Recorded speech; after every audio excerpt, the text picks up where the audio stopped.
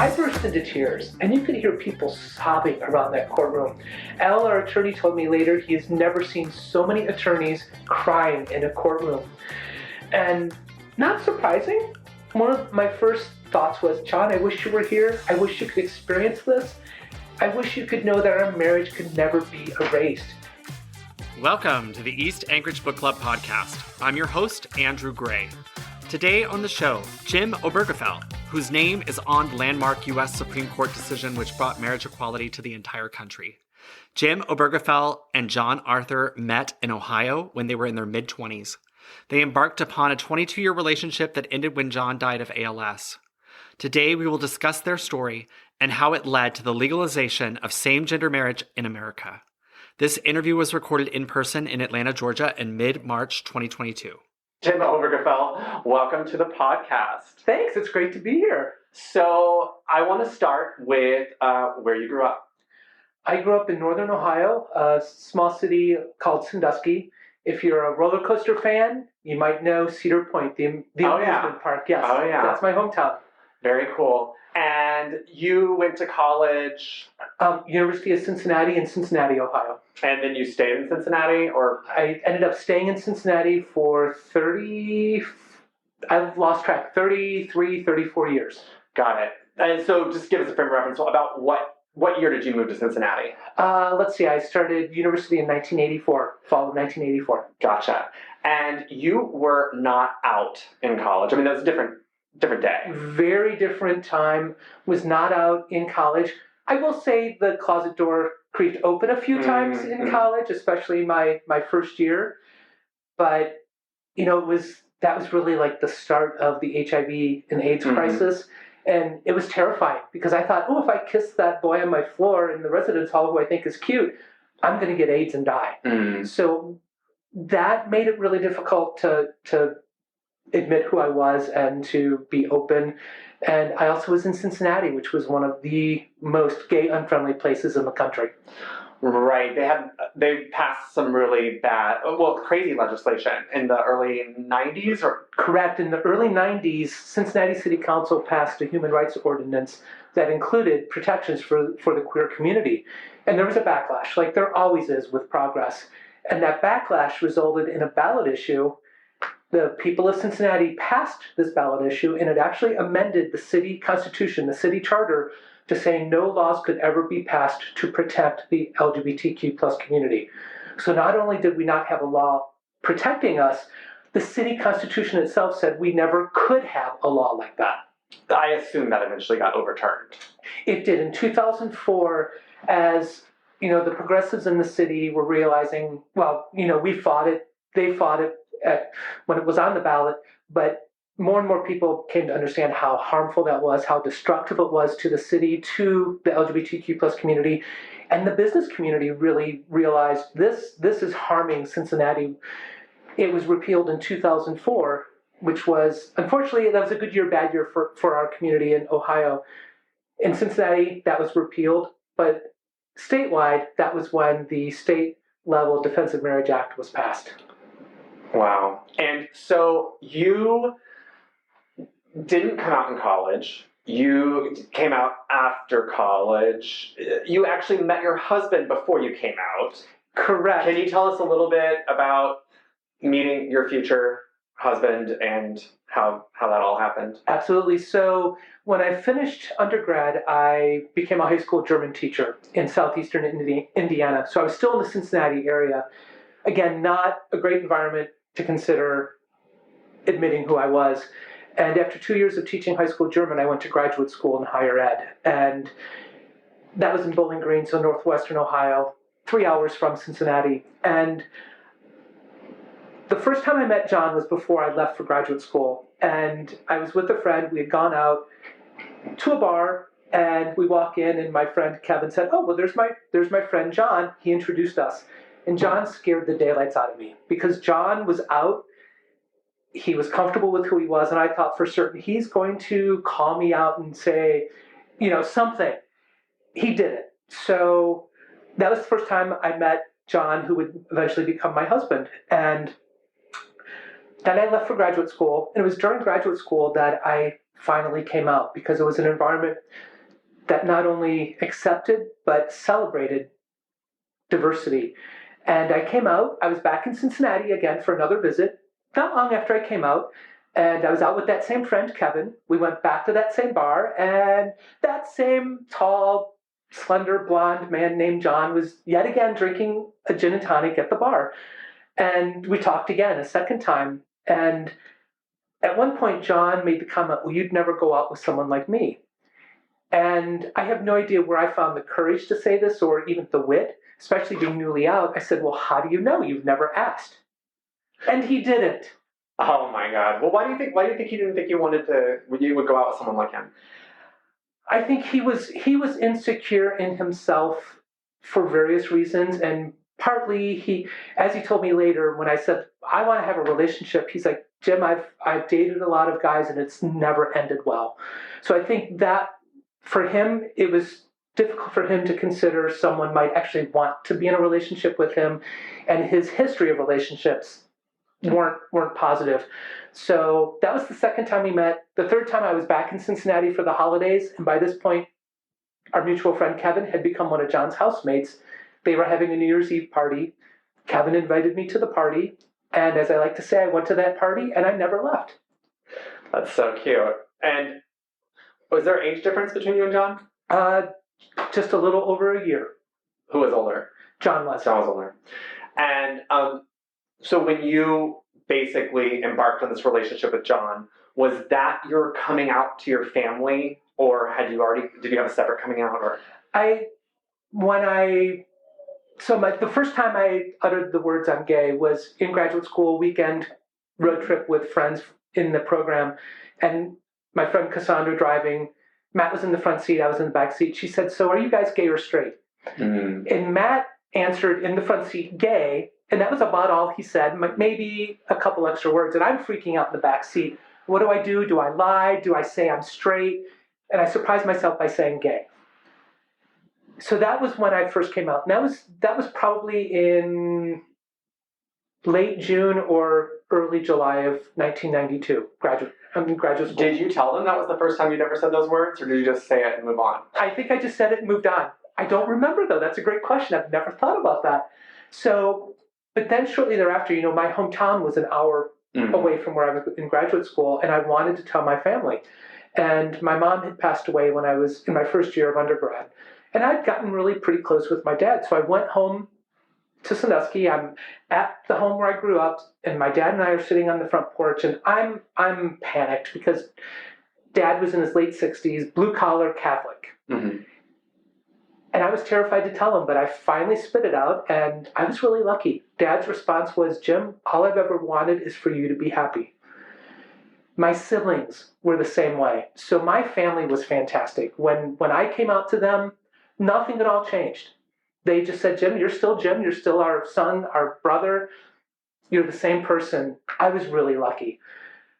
They welcomed John like they had welcomed gay partners, same-sex partners, multiple times before in their life. It was nothing different. And John's mom is still, he always liked to say that she loved me more than she loved her own son. Mm-hmm. And I always like to say that my family liked John more than they liked me.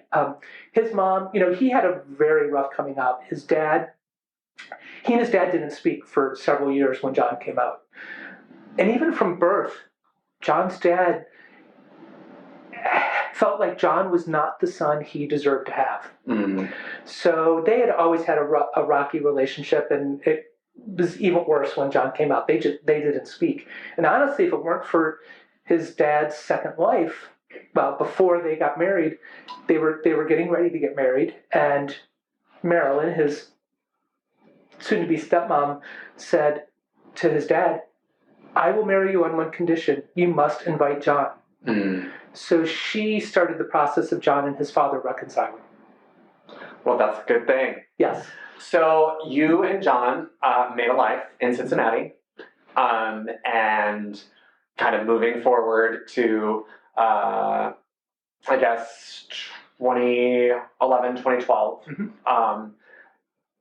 John was 45-ish, I would say. And he started there was something wrong with the way he was walking. Yeah. So I noticed when he was walking around our condo that it just sounded different. It was like one foot was slapping the floor harder than the other. And that was early in 2000. I always have to think 2012. 2000, whatever. It's hard, but yeah.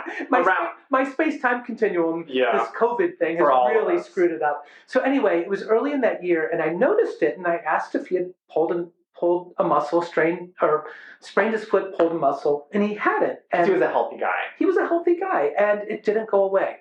And I finally convinced him there might be something wrong. He should go to the doctor. So in the spring of that year, he started going to the doctor, and lots of tests, lots of specialists. And in June of that year, so June of 2012,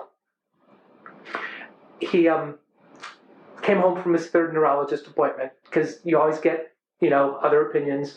And he walked in the door. I jumped up and hugged him, and he started to cry. And he said, well, this neurologist concurred with the other ones. It's ALS, Lou Gehrig's disease. So that foot slapping I had heard was a common symptom of ALS, early symptom of foot drop. Because as his brain, the connections between his brain cells and his muscles started breaking. So the muscles in his left foot and left leg weren't getting all of the instructions from his brain. That was causing the foot slapping. So ALS, death sentence. Right. And did they give an estimated time?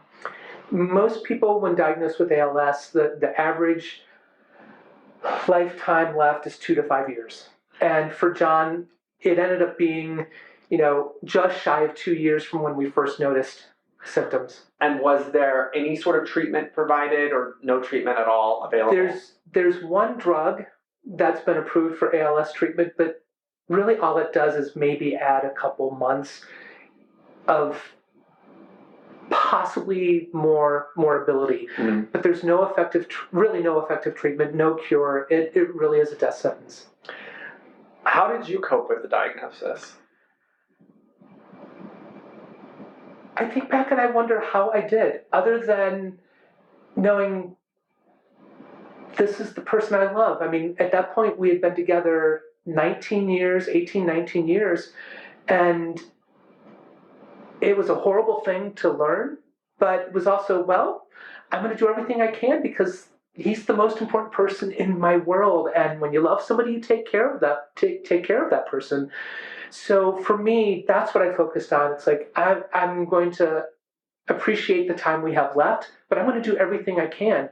And then John's part, from the beginning, his focus was more on me. That day he came home from that third neurologist and he cried. That was the only time I saw him cry about this.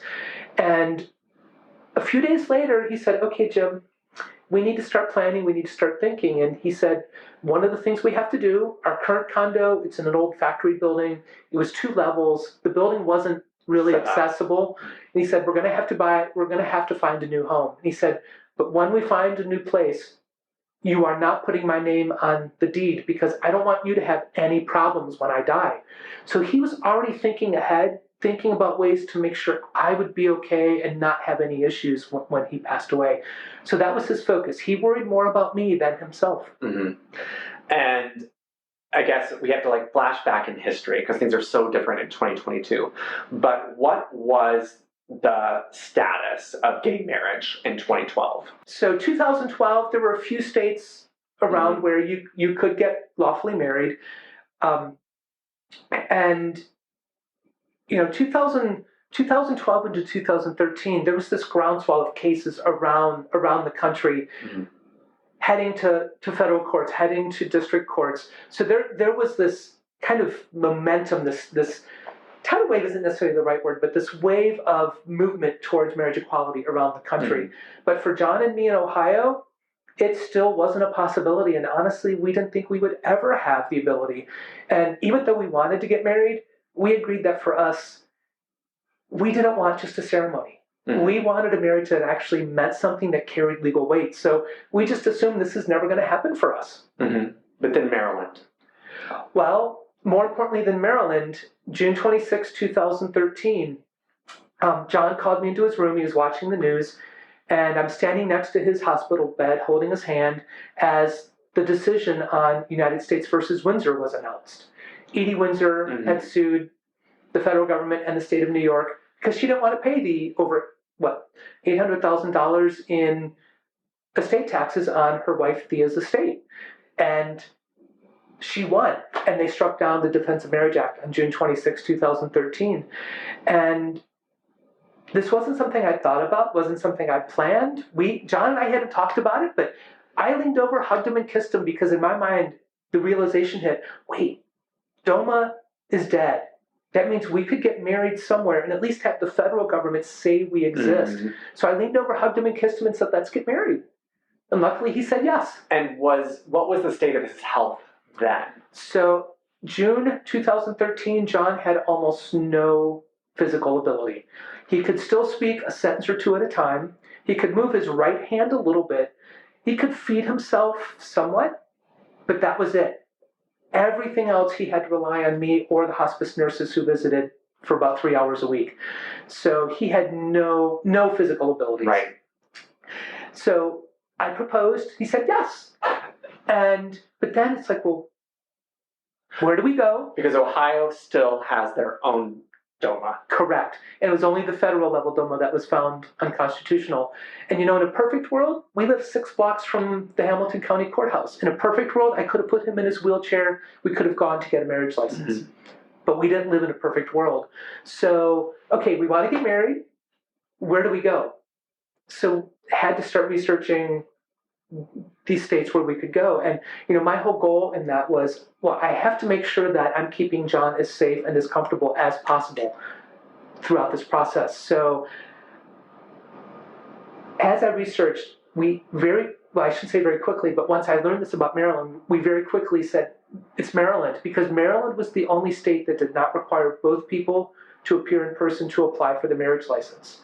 So from my perspective of trying to keep John home, comfortable and safe as much as possible, that was a huge advantage because I could go in advance, get the marriage license, come back, and then it was just one trip for the two of us to go to Maryland, to get married, and to come right home. We didn't have to worry about... So he still had to travel to Maryland. Like, it wasn't like you could go get it, have him sign it. Correct. Okay. Correct. The marriage had to happen in Maryland, in Anne Arundel County, because that's where I got the marriage license.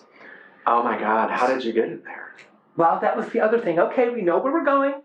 We also knew who was going to officiate because John's Aunt Paulette, Aunt Tootie's her nickname, his favorite aunt, she had told us years before, she's like, guys, in my opinion, you represent marriage better than any other couple I've ever known. And if you can ever get married, I want to be able to do it. So she had gone to the internet where she clicked the Ordain Me button years before. So she was ready. So after I proposed to John and he said yes, I called Aunt Tootie and I said, Aunt Tootie, do you remember your offer to officiate? Does that still stand? And she said, well, of course. You tell me when and where. So we know where we're going. We know who's going to officiate. But how do we get there? I wasn't going to put him in his wheelchair in our wheelchair minivan to drive to Maryland. That would have been so painful for him. Same thing with an ambulance. I couldn't take him to the Cincinnati airport and fly in Delta or American. Just not possible. So that left a chartered medical jet. So started researching chartered medical jets, and surprise, they're not cheap. Oh my gosh. We could afford it, but I thought, well, you know what? Maybe there's something I can do to mitigate this. So I actually went to Facebook, posted on Facebook, and this is one of the few positive things I'll say about Facebook, but I posted and said, hey, John and I, because of the Windsor decision, we're going to get married. We're getting married in Maryland. We have to charter a medical jet. Does anyone have a connection, a pilot, someone who works for a company? And that's all I was looking for, just a connection, thinking maybe that will help mitigate the cost. And our family of friends started posting, Jim, nope, we don't know anyone, but you and John deserve to get married. We want to help. So please accept this money. And our family and friends covered the entire $14,000 cost of the jet. So the other thing that happened because of that Facebook post, one of our friends, former neighbor, was on the board of the editorial board at the Cincinnati Enquirer. And she had been working, trying to get the paper to come out and support marriage equality. So when she saw that post, she got in touch and said, hey guys, would you be willing to have me write an article about this? Okay. So Thursday, July 11th, 2013, we took an ambulance to the municipal airport where we boarded this tiny medical jet. Aunt Paulette was with us. There was a nurse and 2 pilots, and we flew to Baltimore Washington International Airport, where we landed, parked on the tarmac, never left the airplane. And a photographer from the Cincinnati Enquirer had flown commercially, and he joined us in the airplane. And John and I got to take each other's hands and say, I do. And it was amazing. It was really the happiest moment of our relationship together. It happened on the plane. Happened inside that plane, correct. And, I think a lot of people, whenever there's a couple who's been together for a long time and then they get married, mm-hmm. I think a lot of people in the world will say, well, why now? Mm-hmm. It doesn't change anything. Mm-hmm. No, in some ways it didn't change anything, but in a lot of really important ways, it changed everything. It changed how we felt about our relationship. We felt real. We felt better. So it really was an amazing experience to do that, and just to see how that changed how we felt about us. Mm-hmm. And knowing that at least now the federal government would say we existed. Mm-hmm. So you have this great marriage on the tarmac in Baltimore, fly back to Cincinnati, and you guys think you're done. Absolutely. That was all we were doing. We just wanted to say, I thee wed, and live out John's remaining days as husband and husband. We had no plans, hadn't thought about anything else happening. Well, we got married on Thursday. That story our friend wrote for the local newspaper came out online on Saturday. It was in the Sunday print edition, but it came out online on Saturday. And other friends of ours went to a party. They're both attorneys, and they ran into a friend of theirs who's a civil rights attorney in Cincinnati. Named Al Gerhardstein. Mm-hmm. He's been fighting for civil rights for going on 50 years now. Including that terrible anti-LGBTQ protection thing from the early 90s. Correct. Mm-hmm. Including for his brother, who worked for a Catholic high school in the Cleveland area, and his partner. His partner lost his job because being in a same-sex relationship. So he's been fighting for our community for years. And he happened to be at that party. He was at that party, and our friends, Barb and Mike, brought up our story and said, have you seen the story about John and Jim getting married?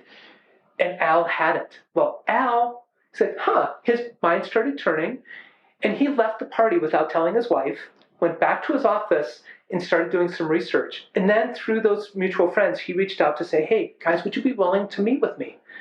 We had no idea what he wanted to talk about, but okay. So on Tuesday, 5 days after we got married, he came to our home. And he pulled out a blank Ohio death certificate. He said, now, guys, you just got married, so I'm sure you're not thinking about John's death certificate, but do you get it? When he dies, because of this state-level Defense of Marriage Act, his last record as a person will be wrong. Because Ohio will say he's unmarried, and Jim, your name will not be there as his surviving spouse. We hadn't thought about that. I mean, we knew Ohio wouldn't recognize our marriage, but that was abstract. Mm-hmm. That death certificate, this thing we knew was coming, this thing that we knew we couldn't avoid, and John's life was coming to an end, that made that abstract understanding real. It made it harmful, made it hurtful, and it broke our hearts, but I think more importantly, it made us angry. So Al said, do you want to do something about it? John and I discussed it. John said, yeah, Jim, I think we should, but remember, this is all on you. I can't do anything. Mm-hmm. But he also gave me his okay to be away from him to do this. So 8 days after we got married, we filed suit in federal district court. And our legal argument was, in Ohio, first cousins cannot get a marriage license. In Ohio, an underage couple cannot get a marriage license. However, first cousins who get lawfully married in another state, or an underage couple who get lawfully married in another state, as soon as they crossed the border into Ohio, Ohio immediately said, great, we see you, we recognize your marriage, you get all of the rights and responsibilities and protections, even though it's a marriage that could not be entered into in the state of Ohio. We said, well, Ohio, you're treating us differently, and that's unconstitutional. So 11 days after we got married, because of John's health, the judge this was assigned to, federal judge Timothy Black, he had to clear his docket and hear our case immediately. So Monday, 11 days after we got married, I was in federal district court for the hearing on our case. There was no testimony. All the testimony was done in writing. And this is 2013 now. 2013, correct. Yep. So, 2 weeks after DOMA at the federal level was found unconstitutional. So I got to read a statement to the judge on the stand. So I got to look at him and read and talk about John, talk about our relationship and what harm this state level DOMA was doing to us. Were you emotional when you read that statement? Not as much as I expected to. I think somehow I managed to clamp that down. I know I was still emotional because I am just an emotional person, but I held it together, which I don't always do, but I did. So at 5 o'clock that same day, federal judge Tim Black released his ruling and said, John and Jim, your marriage deserves to be protected just like every other marriage. I also have to say, here we were in Cincinnati, once considered the most gay-unfriendly city in the nation. It had that charter amendment, which was repealed, but the city had changed drastically. And in that very first hearing, because we sued the state of Ohio and the city of Cincinnati, so I was on one side of the courtroom with Al. They were on the other side of the courtroom, the defendants. The city solicitor stood up and said, Your Honor, the city of Cincinnati agrees with John and Jim. Their marriage deserves to be recognized. We want nothing to do with this lawsuit. We are on their side. So they were dropped. So Cincinnati had changed drastically as a city, as a people. So that was one of the wonderful things. So, yep, we won in federal court on July 22nd, 2013. So, importantly, Ohio didn't drop. Oh, gosh, no. Ohio was committed to this. They were going to fight it no matter what. They want, first cousins, you are fine. We recognize you. Underage people, come on in. But gays, no way. Exactly. So, that win, it was a temporary restraining order which said, Ohio, you have to recognize John and Jim's marriage on John's death certificate when John dies. But it was temporary. So as a temporary restraining order, the state could not appeal it. 3 months later to the day that we won, so October 22nd, 2013, John died. Not long after that, I think it was probably in December, the state of Ohio appealed to the Sixth Circuit Court of Appeals. Because at that point, once John died, they could appeal that win that we had in July. So things still continued at a breakneck pace. And I just want to pause. I mean, you knew that he had a terminal illness, but what was it like when he passed away?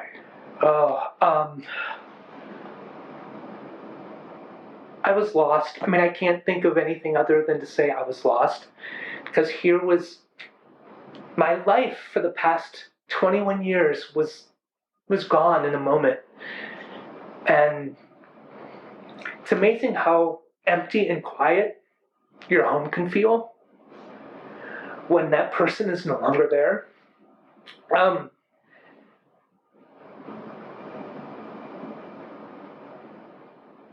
I honestly, for the next many months, I ran away from life. I traveled like crazy because I just needed to get away, and that was my way of coping. Did you run in, was the movement of the case a good distraction? Yes. The fact that, the good thing was, and I know for some people this wouldn't be a good thing, but for me, I was still, even when I was traveling, I was still talking about John every single day. Whether it was interviews, events, you name it, I was talking about John every single day. And I guess I just want to be clear for our listeners. So at that moment when they appealed, and I guess want to, just really quickly, just explain from that appeal process at what point you knew it was going to the Supreme Court. Okay, yep. So they appealed our win to the Sixth Circuit Court of Appeals. Now, Al Gerhardstein, our attorney, he was continuing the fight for marriage equality. He had our case, but then he had a second case, which was about birth certificates. He had 8 couples who had either given birth or adopted in Ohio, and they sued the state of Ohio for accurate birth certificates for their children, listing both parents. Their case went before that same judge, federal judge Timothy Black. They won. So when the state of Ohio appealed our win, they also appealed the birth certificate win. So our two cases were sent to the Sixth Circuit Court of Appeals. And at that point, there were cases from Kentucky, Tennessee, and Michigan as well that were all, it was a mix of the right to marry and the right to recognition. So the Sixth Circuit... Because you needed the right to recognition. You needed Ohio to recognize your marriage license from Maryland. Correct. And some of the other cases were recognition, similar thing, out-of-state marriage, but others were, we want the right to get a marriage license here in this state we call home.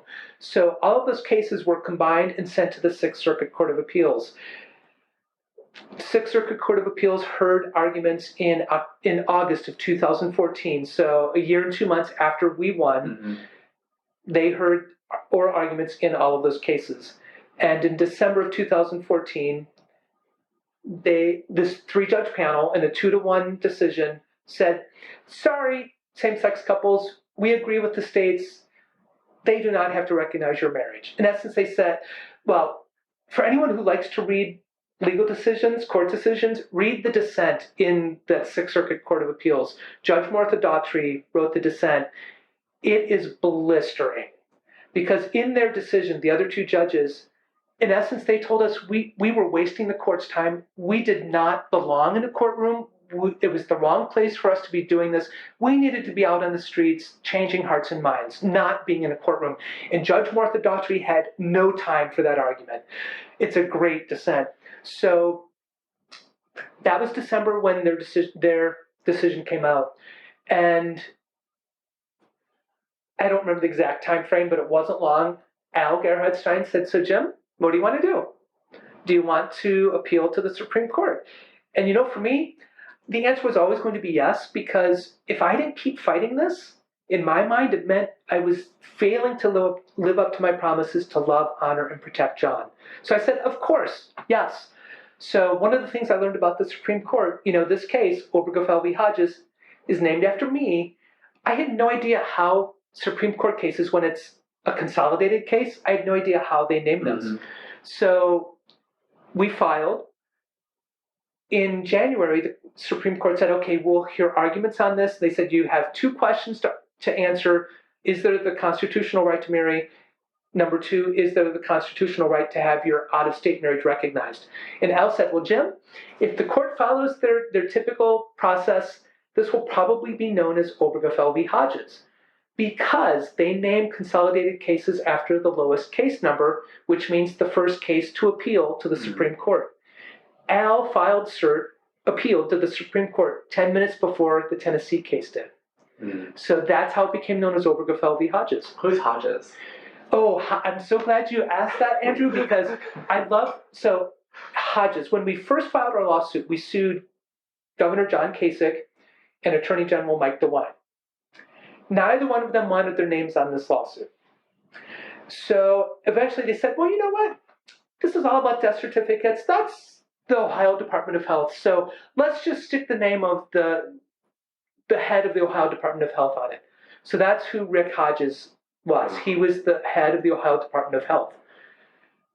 But one thing I love to share with people, Rick and I are now close friends. Rick Hodges and I speak together. We've done events together. We are friends because he was on our side. He was just a name. He never once spoke to the press. He never once was in a courtroom. He was just a name because of his role, his title in state government. And he also said, I wasn't going to say anything publicly because, it's a state law. The duty of the state administration is to defend the state law. He said, so I just kept quiet. He said, but what I did do internally with my employees across the entire Department of Health, the state of Ohio, I made sure that they all knew that whether they were straight, LGBTQ plus whatever, they knew because of the environment I created and the environment I enforced. Well, enforced is like the wrong word, but just the environment I created. They knew they were respected, protected, cared for. And he said, I also made sure every office in the state was ready for when we lose, because he was convinced they were going to lose because they should lose. That's his opinion. So he said, I had everything set to go for when that decision came out and when Ohio lost. I could say, okay, flip that switch, and now everything is set for everybody, for anything from this department relating to marriage equality. So clearly he wasn't asked if he wanted his name on it. Oh, The governor didn't want his name on it. The attorney general didn't want his name on it. But Rick Hodges didn't have an option. Oh, no, none at all. I said from the moment that they took their names off, I'm like, and they added, because there were a couple names before Rick because of various heads of the department. I always said from the start, whoever that person is, that name, that's just a fall guy. Mm-hmm. Mm-hmm. So you're appealing to the Supreme Court. Mm-hmm. And I guess they just tell you that there's a date? Yes. So when they accept it, I don't know if they told us right when they said they would accept it, if they gave us a date. It might have been sometime after. And they said, okay, here are your 2 questions you have to answer. You have 2.5 hours total to argue those 2 points of law in the courtroom. And you're doing it on April 28th. Mm-hmm. And did you automatically know you'd be able to attend? I mean, or how does that work? Yeah, the Supreme Court doesn't care one bit about plaintiffs because that process, that courtroom, is all about arguing points of law. They don't care about the plaintiffs. So it wasn't until about a month before oral arguments, the court said, okay, plaintiffs, we realize some of you might want to be in the courtroom for oral arguments. We will set aside some reserved seating for you, but even though it's 2.5 hours, you can't be there in reserved seating for the full 2.5 hours. You have to decide if you want to be there for the 1.5 hour arguments on the right to marry or the hour arguments on the right to recognition. Well, I wanted to be there for the full 2.5 hours. So I ended up standing on the sidewalk in front of the Supreme Court for one of the public tickets. And Aunt Paulette was with me. So Aunt Paulette, Aunt Tootie, and I were out in the courtroom, sitting around people who had no idea who I was, while the plaintiffs who did use the reserved seats were closer to the bench. Actually, I think on the other side of the railing. I don't even remember. But I wanted to be there for the full 2.5 hours. And during the oral arguments, did you think, oh, our side is killing it, we're going to win this? Or were you listening to the judges and thinking like they're on our side? Were you counting votes? I really tried not. I listened to what was said. I took notes on the questions that were asked, the points that were made, but I really tried hard not to read into it because I honestly didn't know enough about the justices to be able to hear them say something and in my mind say, oh, well, that means they're on our side or they're against us. I mean, there were some things that were kind of obvious, but I really tried not to do that. But then the strange thing is when I left court that day, I mean, I was optimistic from the start. I walked into that thinking, we're winning this. There's no way we're losing. I just refused to consider that. So even though during those 2.5 hours, I was trying not to read into it and think, oh, well, they're on our side, they're on our side. Mm-hmm. They're not. I walked out thinking, no, I think 6-3. You thought you'd win 6-3. Yeah. You thought you were going to get I can't give you any reason why I came up with that, but that's kind of what I felt walking out. But again, most of that was just me from the start saying, we are clearly on the right side here. Did all of the justices seem equally interested? Did all of them seem like this was an important case? No. This still bothers me because when I looked up at the bench where the justices were sitting, you'd see a justice, and I wish I could remember. I could probably, in my mind, if I took time, remember who was where. But you would see a justice at the bench, justice at the bench, justice at the bench, blank spot, justice at the bench, on and on. This blank spot was Justice Clarence Thomas. Which, when you say that, I think he's not there. Right? That's what it felt like. He reclined. Well, I don't know if he does this in every oral argument, but he was leaning back so far in his chair that I couldn't see him over the bench. So I had no idea. It was like he wasn't there. But then knowing he was there because I saw him earlier, was he awake? Was he paying attention? I had no idea. And I found it disrespectful. So I'm going to push you a little bit on that whole 6-3 thing because you knew that the liberal justice Breyer, Ginsburg, Kagan, Sotomayor. So you've got these 4 that you're confident are going to vote with you, And then, you've assumed Clarence Thomas, by his body language, is not, Right. And everything else we know. And I assume Scalia. Scalia was not. It was Souter. For whatever reason, and I think it was, even though I was trying not to read into things that were said, during the arguments, I felt like some of the things Souter was saying seemed a little more balanced, a little more, I don't know. I want you to talk about Scalia asking a question and Ginsburg correcting him, because that was a pivotal, that was a big moment for you. Yes. And I don't remember if it was Scalia. I feel like it was, but I'd have to listen to the recordings or the transcript to remember who this was. But one of the arguments raised during oral arguments was, well, you know what? You're just trying to redefine a word that has meant the same thing for millennia. You're trying to change the definition of marriage. It's meant the same exact thing. RBG jumped right in. Boy, do I miss Ruth Bader Ginsburg. She jumped right in and said, no, I'm sorry. We already have redefined marriage because women are no longer the property of their husbands. So that's one of my strongest memories from things that were specifically said during oral arguments. So that I love that. I mean, what's not to love about RBG to begin with? And then there's that.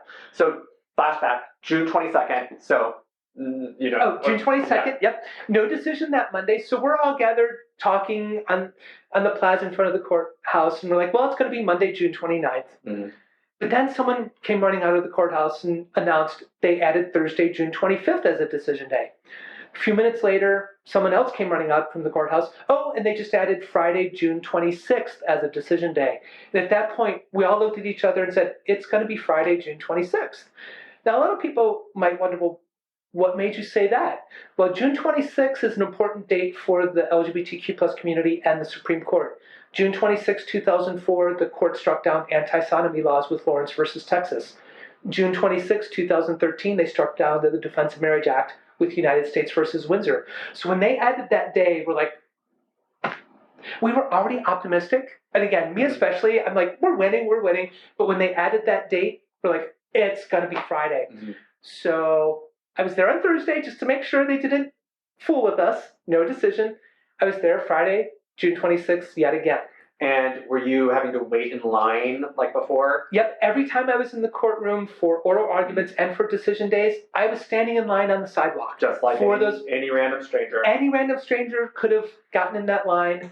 So Friday, June 26th, I'm in line, and I'm the first person in line. And we're talking, because a lot of the same people had been there. So we'd become friends. And a court officer came by, like they did every other time I was there, to hand out the tickets for the courtroom. And they go down the line handing out the tickets. It was usually like 50 to 70 public seats.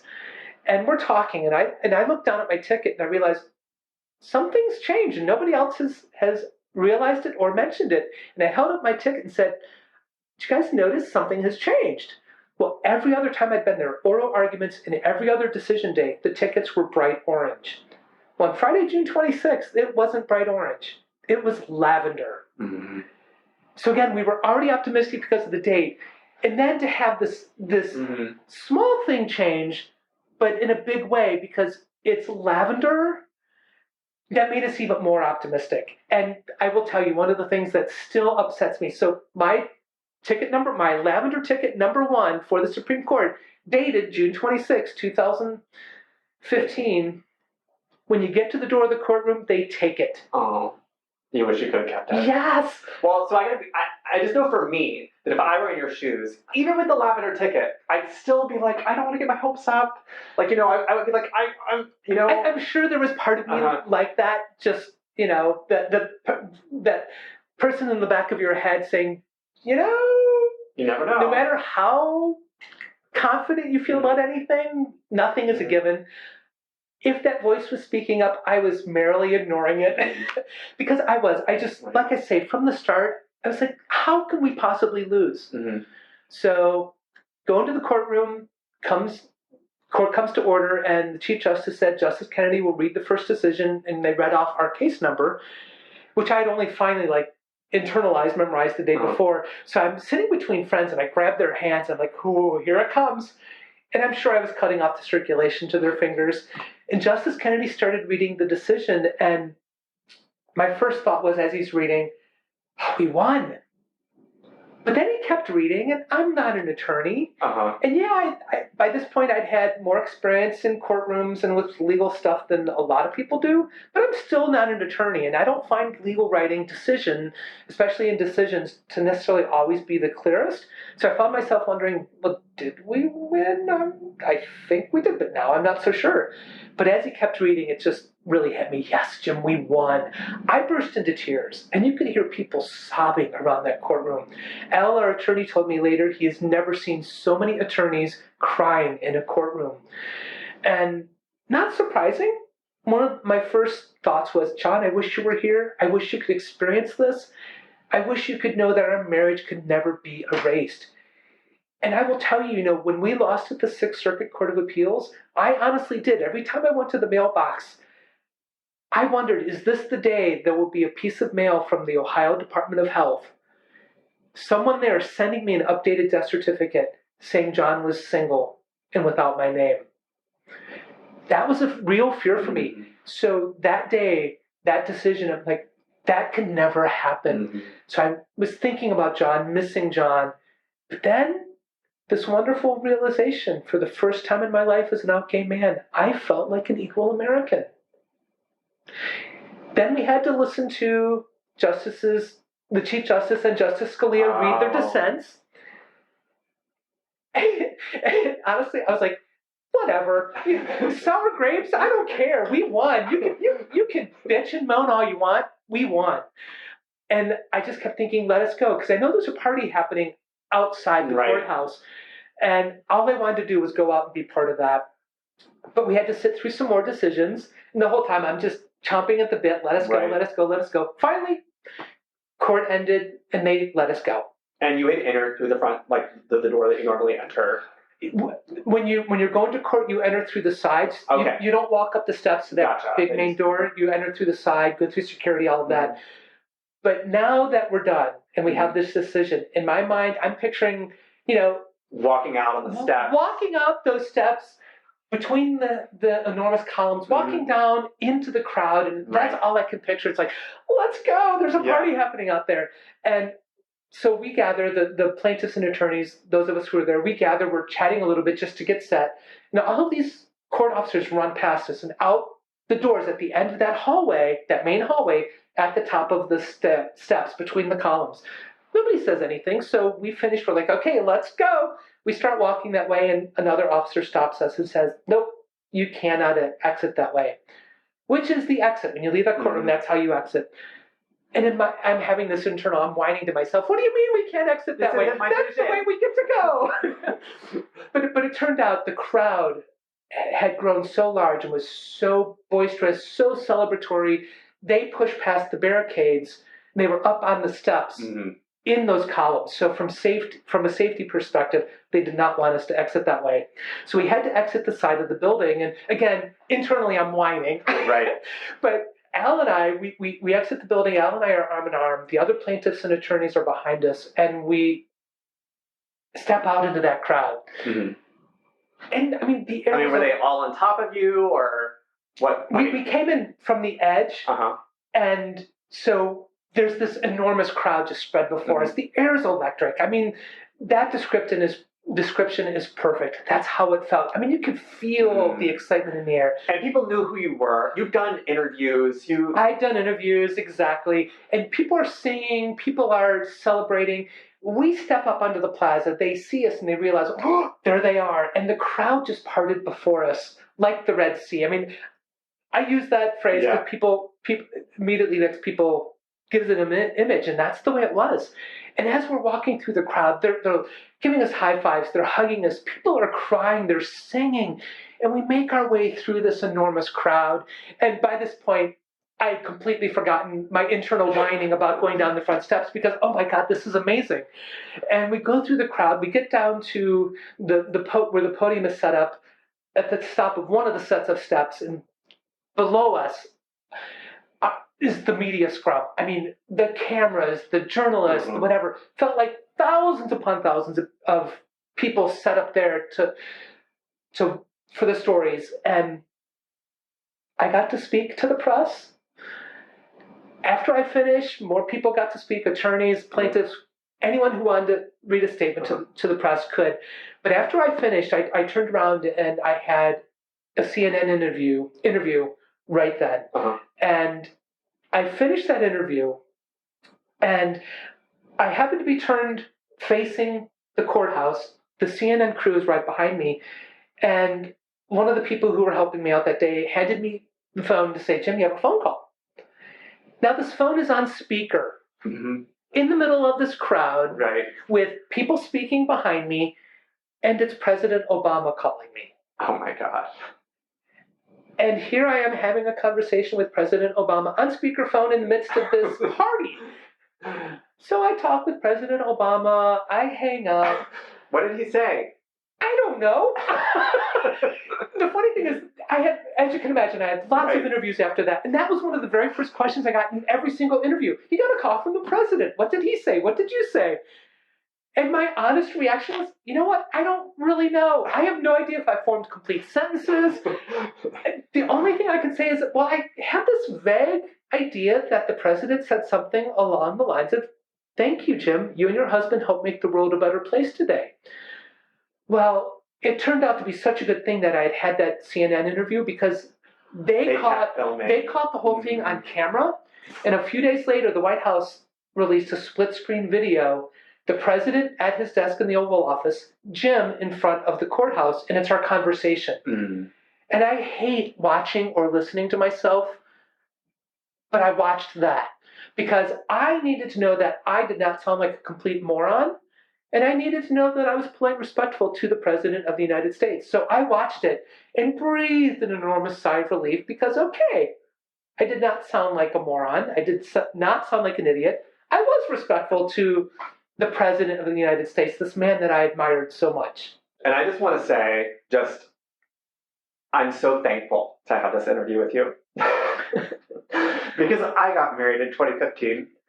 And my husband and I, both our names are on our child's birth certificate. And so there's a lot of my own personal story connected in this. And I'm just really grateful and so thankful. Oh, thank you. Thank you so much, Andrew. And I love it. Honestly, I have to say, by far the most amazing experiences for me throughout this, yes, I got to meet the president. I've been in the White House several times. I've met a lot of famous people. Honestly, none of that matters. It's things like this that matter. It's those times when people have stopped me on the street or in an airplane and they've shared photos of their loved one, of their family. They've told me stories about this is our anniversary of when we met. This is the anniversary of when we had a commitment ceremony. This is the anniversary when we got married in California. And I love it. And by far the most amazing, meaningful things to me are when I've had young people come out to me and share really personal things with me for the first time ever. I had a student tell me, Jim, I've never told anyone this. In fact, I've never even admitted it to myself, but I'm like you. I had another young woman, these were both college students, tell me, Jim, if it weren't for that decision, I would have committed suicide. Those are the things that they're so much more important than any celebrity, any famous person I've met.